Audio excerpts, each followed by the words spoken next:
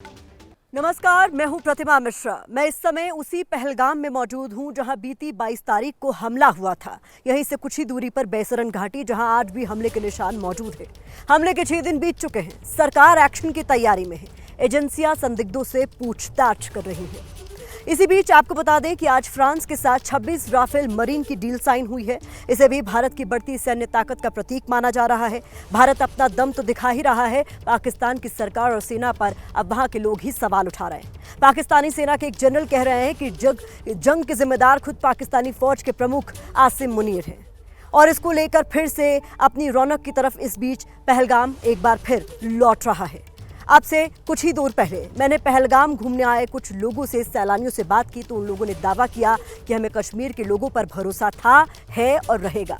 हमें यकीन है कि यहाँ कुछ भी गलत नहीं होगा, इसीलिए हम यहाँ आए हैं। कश्मीर के लोग बड़े दिल वाले हैं।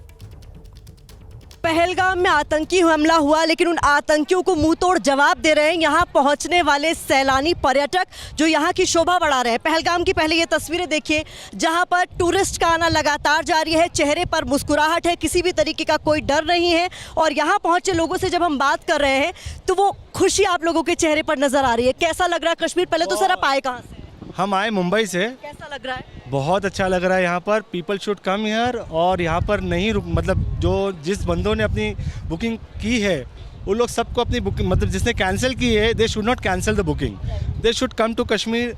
बहुत मतलब ये it's a heaven on earth. और यहाँ की कश्मीर की पब्लिक भी बहुत अच्छी है। सबसे इम्पोर्टेंट सवाल सर, जो आपने अभी ये बात कही कि इस दौरान तमाम तरह की बातें कही जा रही थी, लेकिन जो एक खूबसूरत तस्वीर निकल कर सामने आई कि जो पर्यटक और सैलानी यहाँ आ रहे हैं वो यहाँ के लोगों की जो तीमारदारी है, खातिरदारी है, उसकी बहुत तारीफ कर रहे हैं। क्योंकि यहाँ लोगों को प्यार मिल रहा है। यही वजह है कि टूरिस्ट लगातार आने की अपील भी कर रहे हैं और आ भी रहे हैं। बराबर। यहाँ पर ना पब्लिक बहुत अच्छी है। यहाँ के जो लोकल्स है they are very good, very cooperative.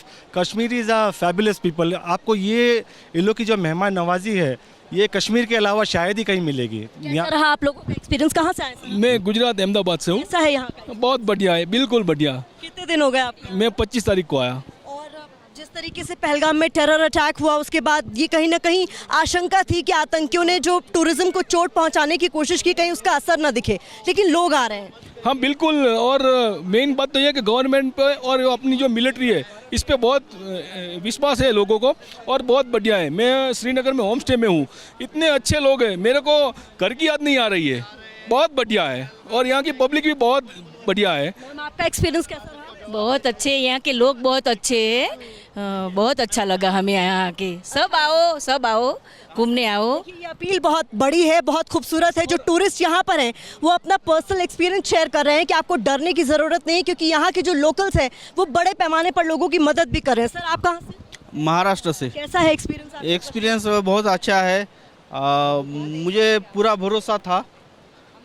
भरोसा था कश्मीरियत पे, हुर्रियत पे और इंसानियत पे है, इसलिए मैं कश्मीर आया हूँ। और मुझे बहुत जनों ने कहा कि ट्रिप कैंसिल कीजिए, बहुत सिक्योरिटी नहीं होगी, ऐसा वैसा, लेकिन मुझे भरोसा था आवाम पे यहाँ के और वो खरे उतरे हैं इस बात पे कि लोगों आओ। दिल्ली का दिलवाल कहा जाता है, वैसे ही कश्मीर वालों की होती है और वो भी बहुत बड़े दिल वाले होते हैं। का एक बड़ा उदाहरण आप कह रहे हैं यहाँ के लोगों ने दिखाया है, जब बहुत अच्छे से लोगों को यहाँ पर आने का एक्सपीरियंस। पहले तो आप आए कहाँ से सर? मैं गुजरात से बाय रोड आया हूँ। कैसा एक्सपीरियंस? वो भी कब आया जब वो हमला हो गया, उसके बाद वहाँ से निकला। अच्छा, उसके बावजूद आप आए? इधर मेरे कश्मीरी दोस्त है जी, वो गुजरात में उधर उनकी शॉल की शॉप लगाते हैं। उनने बोला बिंदास जाओ, तुम्हारे को कुछ नहीं होगा। और अभी मेरे साथ है एक भाई को भी रखा हुआ है और बहुत ही हेल्पफुल है। और ये लोग इतने अपनी मदद करते हैं जितना वो उनकी फैमिली के नहीं करता है। तो मैं तो यही बोलता हूँ, तो उसके लिए मैं उसके बाद बाय रोड गुजरात से आया हूँ और मेरी फैमिली, 2 डॉटर, मेरी वाइफ और उनको लेके आया हूँ। आतंकियों ने हमला करने के दौरान जो तकनीक अपनाई, उन्होंने कहीं ना कहीं देश के को तोड़ने की कोशिश की, पर देश टूटा नहीं है बल्कि एकजुट और हो गया है। आप ये बताने की? हाँ, देश एकजुट हो गया है। वो तोड़ने की तो कोशिश करते थे, हिंदू मुस्लिम करने की कोशिश करते, लेकिन ये होगा नहीं, अब नहीं होगा। बहुत बहुत खूबसूरत मैसेज सर आपने दिया है। देखिए पहलगाम की इन वादियों को आप देखिए, यहाँ पर नदी का किनारा है और जो सैलानी यहाँ से गुजर रहे हैं, दरअसल एक ये सेल्फी पॉइंट है जहाँ पर आई लव पहलगाम लिखा हुआ है और अलग अलग राज्यों से यहाँ लोग आए, महाराष्ट्र से, गुजरात से, मुंबई से, खासतौर पर जो लोग यहाँ पर आए हैं वो कह रहे हैं कि ये कहा जाता है कि दिल्ली दिलवारों के, लेकिन कश्मीर आइए ज़रा एक बार और देखिए यहाँ के लोगों को, किस तरीके से यहाँ आने वाले लोगों का वो आदर सत्कार कर रहे हैं। आपको डरने की ज़रूरत नहीं, घबराने की ज़रूरत नहीं है। जी खोल कर अपनी कैंसिलेशंस के बारे में अगर आप सोच रहे हैं तो कैंसिल मत कीजिए। आप लोग कहाँ से हैं सर? मैं पहलगाम से हूँ, पहलगाम का एक लोकल बाशिंदा हूँ। मैं यहाँ पर खासकर मुंबई की बात की आपने, मुंबई के लोगों को एक मैसेज देना चाहता हूँ। जो भी यहाँ पर लोग हैं, मैं खुद शिवसेना पार्टी के साथ वाबस्ता है, श्री एकनाथ शिंदे साहब के पार्टी के साथ मैं कश्मीर डिवीजन का प्रेसिडेंट हूँ।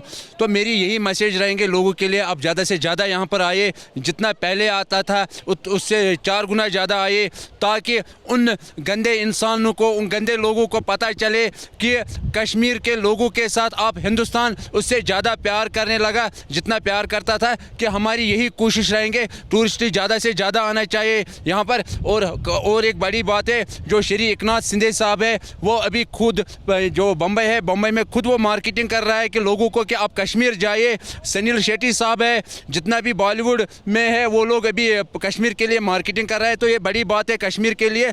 और हम लोग भी मतलब हमारे जो भाई लोगों ने यहाँ पर जो शहीद हुआ है हमारे बाईसरन वैली में, हम भी उनके दुख के साथ बराबर उतना हिस्सा रखते हैं जितने उनके घर वाले हैं। हमें बहुत दुख है, हमें पैसा कमाने का मतलब कोई शौक नहीं। हम लोग कश्मीर के लोग जो है अमन पसंद लोग हैं, हम मेहमान नवाजी के लिए मशहूर है पूरा दुनिया में।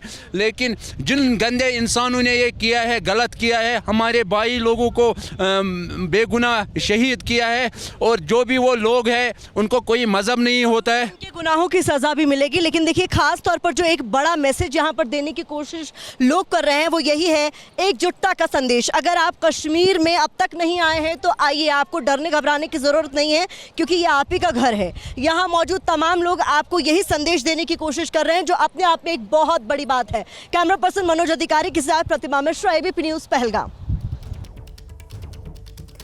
ये हौसला लोगों को इसलिए मिल रहा है क्योंकि हमले के खिलाफ पूरा हिंदुस्तान एक साथ खड़ा है, एकजुट है। आज जम्मू कश्मीर विधानसभा में विशेष सत्र के दौरान मुख्यमंत्री उमर अब्दुल्ला ने कहा है कि ये दहशतगर्दी खत्म होगी क्योंकि अब पूरा कश्मीर एक साथ है। यही प्रण असदुद्दीन ओवैसी ने भी दोहराया और कहा कि सियासत को पीछे छोड़ हिंदुस्तान एकजुट है। गवर्नमेंट तय करेगी, क्या डिसीजन होगा वो तय करेंगे, मगर मेरा डिमांड ये है कि पाकिस्तान को फिर से FATF की ग्रे लिस्ट में लाना जरूरी है। फाइनेंशियल एक्शन टास्क फोर्स में उनको ग्रे लिस्ट में लाए। ग्रे लिस्ट में लाए तो उनको ये देखिए, इलीगल पैसों से फाइनेंस करे टेररिज्म ये लोग। हम डिमांड करेंगे ये गवर्नमेंट से कि उनको FATF की ग्रे लिस्ट में डालो आप। मिलिटेंसी, टेरर, दहशत, आतंकवाद, इसका खात्मा तब होगा जब लोग हमारे साथ होंगे। और ये स्पीकर साहब उस मौके की शुरुआत है। अगर कि हम इस मौके पे एहतियात से कदम जो है लें। हमारे वतन में आकर आप जो इनोसेंट टूरिस्ट है उनका समुदाय पूछकर, उनका रिलीजन पूछकर उनको गोली मारना, ये बदतरीन हरकत है। और पाकिस्तान इन चीज़ों को रोकना ज़रूरी है। पाकिस्तान ये समझना ज़रूरी है कि आप किस देश के खिलाफ ये कार्रवाई कर रहे हैं। तो अब गवर्नमेंट क्या एक्शन लेगी वो गवर्नमेंट के ऊपर है, गवर्नमेंट वो तय करेगी, हम तो नहीं बोल सकते। मगर इनके खिलाफ तो ये हमारा मानना ये है कि ऐसे टेररिज्म को रोकने की ज़रूरत है और सख्त कार्रवाई करने की ज़रूरत है। जिन लोगों ने ये किया, कहने के लिए तो वो कहते हैं कि हमारी भलाई के लिए किया, लेकिन क्या हमने उनसे कहा था कि हम ये चाहते हैं? क्या हमने उनसे कहा था कि हमारे नाम में आप इन 26 लोगों को कब्र में बंद करके यहां से वापस भेजें? क्या हमारी इसमें कोई मंजूरी थी? क्या ये हमारी इजाजत से हुआ? हम में से कोई इस हमले के साथ नहीं है। हमारा मानना यह है कि पाकिस्तान में ये मौजूद है, ये टेररिस्ट, उनको वहीं से सपोर्ट किया जाता, उनको तैयार किया था, फाइनेंस किया जाता, और अनफॉर्चुनेटली वो बॉर्डर क्रॉस कर किया है, पहलगाम तक आ गए। और चाहे 26/11 का हो, पाकिस्तान से आए थे, उस वक्त भी वो लोग डिनाई किए, पहले दम नहीं किए, और जब अजमल कसब पकड़ा गया तो उनको एक्सेप्ट करना पड़ा। इस हमले ने हमें अंदर से खोखला किया, लेकिन इस हमले ने, क्योंकि हर खराबी में कहीं ना कहीं हमें कोई रोशनी की किरण ढूंढने की कोशिश करनी चाहिए। बहुत मुश्किल है इन हालात में वो रोशनी ढूंढना। और इस बीच उमर अब्दुल्ला के पिता डॉक्टर फारूक अब्दुल्ला का बड़ा बयान आया है। उन्होंने पाकिस्तान को आईना दिखाया है, कहा है कि हम 2 नेशन थ्योरी में नहीं मानते। इसके अलावा उन्होंने हमले पर अफसोस भी जताया है। साफ तौर पर उनकी तरफ से कहा गया है कि हमें इस घटना का अफसोस है, पाकिस्तान किसी गलतफहमी में न रहे, हम कमजोर नहीं मजबूत हुए हैं। सुनिए जरा क्या कहा गया। अगर वो ये समझता है इससे हम लोग पाकिस्तान में चले जाएंगे, उनकी इस गलतफहमी को दूर करना चाहिए। हम जब 47 में उनके साथ नहीं गए, आज क्यों जाएंगे? हमने 2 नेशन थियरी तब पानी में फेंक दी थी, और हम 2 नेशन थियरी को आज भी मानने के लिए तैयार नहीं। हिंदू, मुसलमान, सिख, ईसाई जो भी हैं, हम सब एक है। जो ये समझते हैं कि हमें वो इससे कमज़ोर कर देंगे, हम इससे कमज़ोर नहीं, हम इससे मजबूत हो रहे हैं। तो असदुद्दीन ओवैसी और उमर अब्दुल्ला अगर पहलगाम हमले पर सियासी मुनादी से मना करें तो भारतीय किसान यूनियन के नेता राकेश टिकैत और उनके भाई नरेश टिकैत अलग राय लेकर मैदान में डट गए हैं। राकेश टिकैत का दावा है कोई है जिसे इस हमले का फायदा हो रहा है। ये जो एक घटना घटी है, इससे लाभ किसको हो रहा है? कहां ढूंढते फिरोगे भाई? चोर तो आपके बीच में यही घूम रहा है। वो बॉर्डर पार पाकिस्तान में थोड़ा है कि जो भी ठाव पूरे देश की वो चले जाओ पाकिस्तान में। चोर तो आपके बीच में है। जिसको भी इससे लाभ है, सवाल उसके पेट में है। जिनको वहां पे इस घटना से लाभ हो रहा है, हिंदू मुस्लिम करने से जिसको लाभ हो रहा है, वो सब घटनाक्रम उनके भीतर है, उनके पेट में है। जो इसका लाभ ले रहा है उसको पकड़ लो, एक बार पकड़ लो, नहीं इस तरह की घटनाएं फिर होंगी। तो पहलगाम हमले को लेकर भारतीय किसान यूनियन के नेता राकेश टिकैत का क्या कहना है, ये आपने सुना। उनकी तरफ से साफ तौर पर कहा गया है कि इस हमले के बाद जिस तरीके से हिंदू मुस्लिम एकता को असर हुआ, इसका किसी को तो फायदा हो रहा है। लेकिन इस बीच नरेश टिकैत का क्या कहना है, ये भी सुनिए। एक समझौता हो रहा पहला, तो उसमें तो गलत निर्णय है उसका। वो तो जो समझौता है वो तो लागू रहना चाहिए। हम उसके पक्ष में नहीं। पानी, हम किसान हैं, अगर वहाँ का किसान तो कहीं का भी हो, पूरे भारत का किसान हो, इस पर प्रभावित हो उस पर ये नहीं। जो पानी का तो वो नहीं, उसका नहीं हमने सही मानते। पानी तो चलता रहना चाहिए, पानी पीना तो सब कुछ बेकार हो जाएगा मामला। तो पहलगाम में ग्राउंड जीरो पर हम मौजूद हैं। पल पल का अपडेट आगे भी ऐसे एबीपी न्यूज पर आपको मिलता रहेगा। बड़ी खबर इस वक्त की आपको बता दें, नेताओं की बढ़ती बयानबाजी के बाद एक बड़ा फैसला लिया गया है कांग्रेस की तरफ से, जहां पहलगाम आतंकी हमले पर कांग्रेस के अपने नेताओं को नसीहत, पार्टी लाइन से अलग बयानबाजी ना करें नेता, ये कांग्रेस की ओर से कह दिया गया है। क्योंकि नेताओं के बयान से खड़गे और राहुल गांधी नाराज हैं। माना जा रहा है कि आधिकारिक तौर पर कोई नोटिस भी जारी किया जा सकता है, सोर्सेज का ये कहना है। तो इस वक्त ये बड़ी खबर है, पहलगाम हमले मामले में कांग्रेस नहीं चाहती है कि पार्टी लाइन से हटकर नेता किसी भी तरीके की बयानबाजी दें, और इसी को लेकर ये नसीहत दी गई है। फिलहाल हो सकता है इसको लेकर कोई नोटिस भी दे दिया जाए। तो पाकिस्तान पर जल थल नभ से प्रहार की तैयारी चल रही है। इस दिशा में सबसे बड़ा हमला है इंडस वाटर ट्रीटी का सस्पेंड हो जाना। बांदीपुरा में स्थित साउथ एशिया के मीठे पानी की सबसे बड़ी झील है। इस झील से होते हुए झेलम का पानी पाकिस्तान जाता है, जबकि सिंधु नदी का एक हिस्सा भी इस झील से होकर जाता है। यहीं पर मौजूद है मेरे सहयोगी गणेश ठाकुर। मैं आपको गणेश ठाकुर के पास लेकर चलती हूं, जो बताएंगे कि इस वाटर ट्रीटी के सस्पेंड होने से पाकिस्तान पर क्या असर पड़ेगा। गणेश जी। प्रतिमा, देखिए, ये सबसे बड़ी झील मीठे पानी की है, दक्षिण एशिया की। इसका अगर दायरा देखें तो करीब 199 वर्ग किलोमीटर का ये पूरा दायरा रखने वाली झील है। एक तरफ सोपोर से लेकर बांदीपुरा तक की पूरी झील अपने फैली हुई है, और यहाँ पर झीलम नदी का पानी आता है। सिंधु नदी का एक हिस्सा इसी जगह पर डाइवर्ट किया गया है, और यहीं से मीठा पानी या पीने का पानी, फ्रेश वाटर पाकिस्तान को छोड़ा जाता है। भारत सरकार ने निर्णय लिया है कि जो 1980 में जो पहली बार प्रयास किया गया था यहाँ डैम बनाने का, उसी को आगे ले जाते हुए पहलगाम हमले के बाद में यहाँ एक बराज बनाने की कोशिश या निर्णय लिया गया है, जिससे ये पूरा पानी यहाँ रोका जाएगा और इस वजह से पाकिस्तान में जल संकट निर्माण करने हो जाएगा और पाकिस्तान पर दबाव आएगा। तो भारत सरकार का ये निर्णय है, लेकिन जब यहाँ पर पानी का स्तर बढ़ेगा, जब बर्फ पिघलेगी, जब बारिश होगी, पानी यहाँ पर जब बढ़ेगा, उससे यहाँ के आम कश्मीरियों को दिक्कत हो सकती है। तो भारत सरकार की तरफ से ये कहा जा रहा है कि सूखे की मार और बाढ़ की मार भी पाकिस्तान पर झेलने के लिए यहाँ पर बैराज बनाना बहुत जरूरी है। जब पानी का स्तर बढ़ेगा तो बैराज के गेट खोले जाएंगे, तो उससे पाकिस्तान में बाढ़ की स्थिति निर्माण हो सकती है। तो यही वजह है कि भारत सरकार ने यहाँ बैराज बनाने का निर्णय लिया है। 1980 में जैसे मैं बता रहा था कि यहाँ कोशिश हुई थी, लेकिन बाद में वो पूरी नहीं हो पाई। 2004 में एक बार कोशिश हुई, 2012 में उमर अब्दुल्ला की सरकार जब थी, उस समय भी यहाँ पर बैराज डैम बनाने का काम जोर पे था, लेकिन उस समय बताया जाता है कि यहाँ पर एलईडी ब्लास्ट करके, आईडी ब्लास्ट करके यहाँ पर काम को रोका गया था। लेकिन अब भारत सरकार ने निर्णय लिया है कि वहाँ बैराज बनाया जाएगा, जिससे पाकिस्तान पर दोहरी मार देने की या दोहरी चोट देने की कोशिश भारत सरकार की है। और यही वजह है कि यहाँ पर बैराज बनाने के लिए प्रक्रिया अब बहुत जल्द शुरू होगी, जिसमें थोड़ा समय लग सकता है, लेकिन ये प्रयास हो रहे हैं और ये एक बड़ा हिस्सा है इस पूरे प्रयास का। प्रतिमा,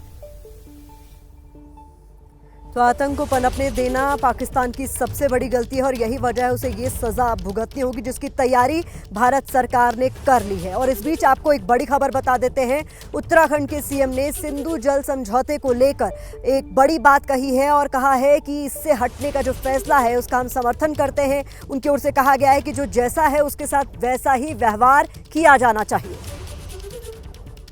आदरणीय प्रधानमंत्री जी के नेतृत्व में लिया गया फैसला, ये फैसला सठे साठ्यम समाचरित, जो जैसा है उसके साथ वैसा व्यवहार होना चाहिए, दुष्टों के साथ दुष्टता का व्यवहार होना चाहिए और रक्त और पानी दोनों साथ साथ नहीं बह सकते। ये आज का भारत है जो दोस्ती करना भी जानता है और दुश्मनी निभाना भी जानता है। और इस बीच आपको बता दें, पाकिस्तान से बदले की आवाज के बीच आज राफेल मरीन की डील साइन हुई है, जिसके बाद देश ये उद्घोष कर रहा है कि भारत के शूरवीर थल जल नभ हर जगह अपनी प्रतिघात की धार तेज करने में जुटे हैं और जिसका नतीजा पाकिस्तान से बदले के तौर पर जल्द दिखाई देगा।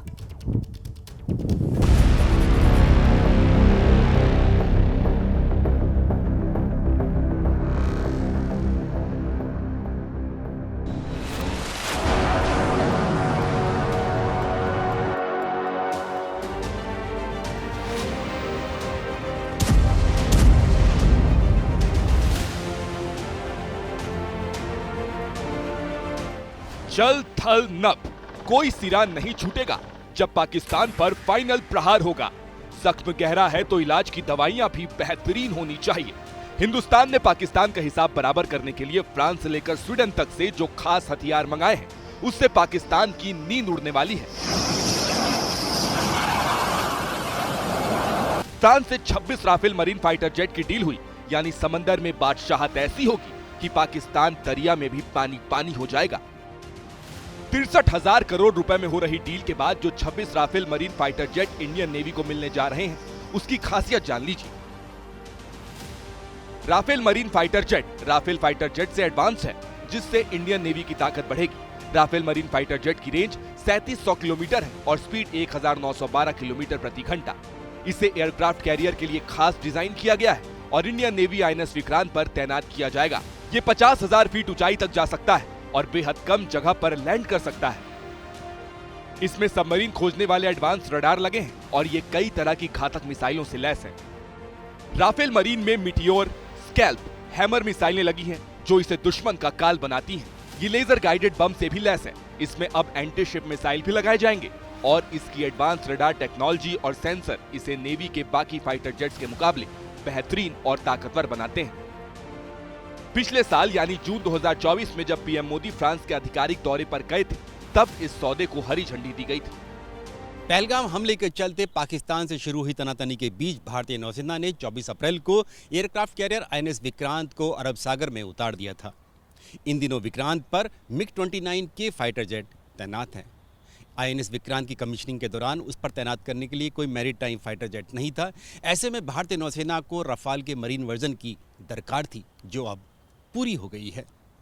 हालांकि रूस से लिए गए MiG-29 के फाइटर जेट थोड़े पुराने जरूर पड़ गए हैं, लेकिन अभी भी पाकिस्तान के खिलाफ नेवल ऑपरेशन करने में पूरी तरह सक्षम है।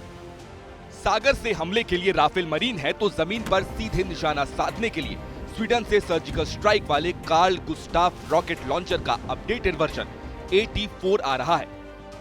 AT यानी anti tank. AT4 rocket launcher महज 6.5 किलो का है, जिसे ले जाना आसान है। इससे 2 किलोमीटर तक निशाना साधा जा सकता है। AT4 लॉन्चर 1 मिनट में 6 रॉकेट दाग सकता है।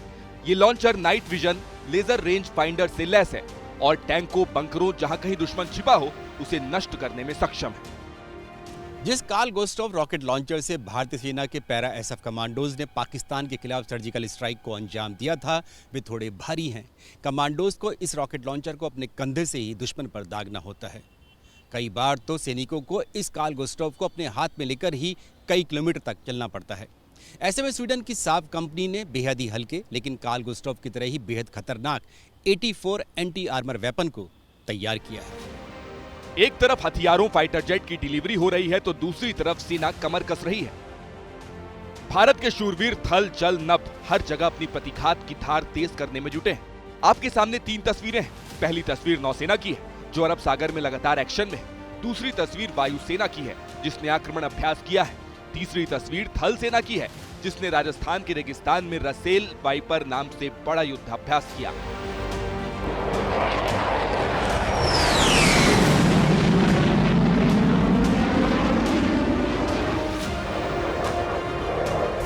अरब सागर में भारतीय नौसेना की तैयारियों की यह सबसे नई तस्वीर है। समंदर में स्वदेशी विध्वंसक INS सूरत अपनी दस्तक का एहसास लगातार करा रहा है। पहले सफल मिसाइल परीक्षण हुआ और अब एंटी शिप ब्रह्मोस और एंटी सरफेस क्रूज मिसाइलों ने अपनी ताकत दिखाकर दुश्मन खेमे में खलबली मचा दी। युद्धपोत से धधकती ज्वाला के साथ मिसाइलें उड़ी तो दहशत का शोर कराची तक सुनाई दिया। फिर पलक झपकते मिसाइलों ने सटीक निशाना लगाया तो यकीन मानिए इस्लामाबाद के बंद कमरों में बैठे बड़बोले पाकिस्तानियों के दिमाग की पत्ती गुल हो गई होगी। पहलगाम आतंकी हमले के बाद अरब सागर में INS सूरत से सफल मिसाइल टेस्ट हो चुका है। इसी समंदर में स्वदेशी युद्धपोत INS विक्रांत अपने शक्तिशाली दल बल के साथ मौजूद है, जिसके लिए खास राफेल मरीन जल्द आने वाला है।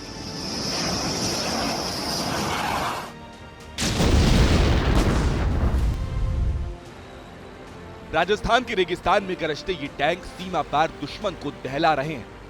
तस्वीर राजस्थान के थार रेगिस्तान की है, जहां पाकिस्तान की सरहद से बेहद करीब भारतीय सेना की सप्त शक्ति कमान ने बहुत बड़ा जंगी अभ्यास किया है। राजस्थान के रेगिस्तान में इस अभ्यास के जरिए दुश्मन के घर में घुसकर हमले की युद्ध नीति परखी गई।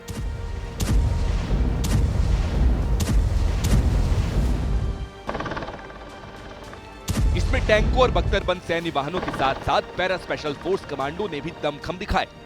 मतलब 7 दिन के भीतर ही पाकिस्तान चौतरफा घिर चुका है। रक्षा मंत्री CDS की मुलाकात हो चुकी है। मायने साफ हैं, जंग में 4 बार पिट चुके पाकिस्तान पर इस बार हिंदुस्तान का पंजा जल्द ही पड़ेगा।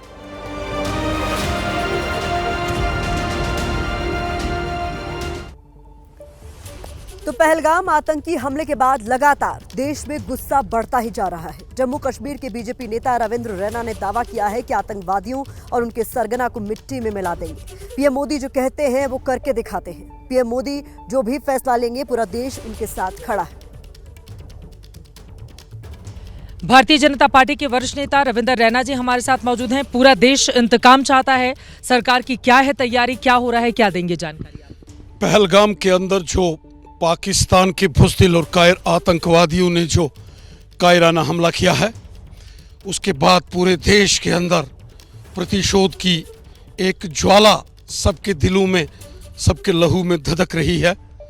स्वयं देश के माननीय प्रधानमंत्री मोदी साहब ने बिहार की जनसभा में कहा है कि कश्मीर के गुनाहगारों को, पहलगाम के गुनाहगारों को, जिन्होंने ये जघन्य अपराध किया है, ऐसे इन आतंक फैलाने वाले मानवता के इन दुश्मनों को, इन आतंकवादियों को उनके गुनाहों की सज़ा मिलेगी। खुद प्रधानमंत्री मोदी साहब ने कहा है कि इन आतंकवादियों को और उनके सरगनाहों को मिट्टी में मिला के रख देंगे। प्रधानमंत्री मोदी साहब पर पूरा देश विश्वास करता है और मोदी साहब सारी दुनिया जानती है, जो कहते हैं फिर करते हैं। उधर से धमकी दी जा रही है कि अभी सिंधु जल समझौते पर जो रोक लगाई गई है, अब उसमें हिंदुस्तानी आवाम का खून बहेगा, इस तरह के बयान आ रहे हैं। सारी दुनिया जानती है कि हिंदुस्तान एक अमन पसंद मुल्क है। हिंदुस्तान, भारत अमन, शांति, खुशहाली, प्यार, भाईचारा, पूरी दुनिया में ये पैगाम देने का काम भारत ने किया है। विश्व शांति के लिए भारत ने हमेशा प्रयास किए हैं। वासुदेव कुटुंबकम की नीति है भारत की, ये हमारे संस्कार हैं।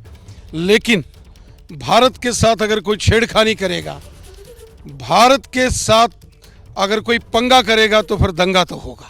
शहबाज शरीफ कह रहे हैं कि हम लोग तो खुद ही आतंकवाद से पीड़ित हैं और हम हर तरह की जांच के लिए तैयार हैं। पहले पाकिस्तान के आर्मी चीफ कश्मीर के ऊपर बयान देते हैं, फिर बैठकों का दौर शुरू होता है। पाकिस्तान के तमाम जो बड़े लीडर्स हैं, उन्होंने हमेशा जम्मू कश्मीर के खिलाफ बयान दिया। जो सबूत मांगने का उन्हें कोई अधिकार नहीं है, क्योंकि वो खुद गुनाहगार है।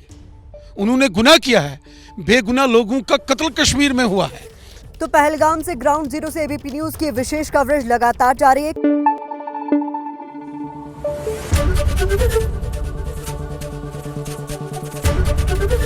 एबीपी न्यूज आपको रखे आगे।